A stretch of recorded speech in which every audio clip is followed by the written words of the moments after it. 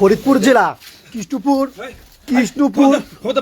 কৃষ্ণপুর যে বাচ্চা 4 বছরের বাচ্চা শিশু ধর্ষণ মামলার এই যে আজকে সেই হুজুর 4 বছরের শিশু বাচ্চাকে ধর্ষণ করেছেন।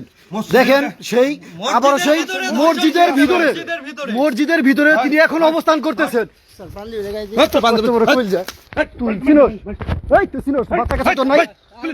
4 বছরের বাচ্চাকে ধর্ষণ করছেন, খুবই দুঃখজনক। ও আবারও সেই মসজিদ ঘরের ভিতরে সেই নাবালক বাচ্চাটাকে ধর্ষণ করছেন। এই জন্য 4 বছরের নাবালক বাচ্চা বাদাম দিয়ে তাকে পোষণ কৌশল করে বিনিময় করে মসজিদের ভিতরে দর্শন করেছেন। প্লিজ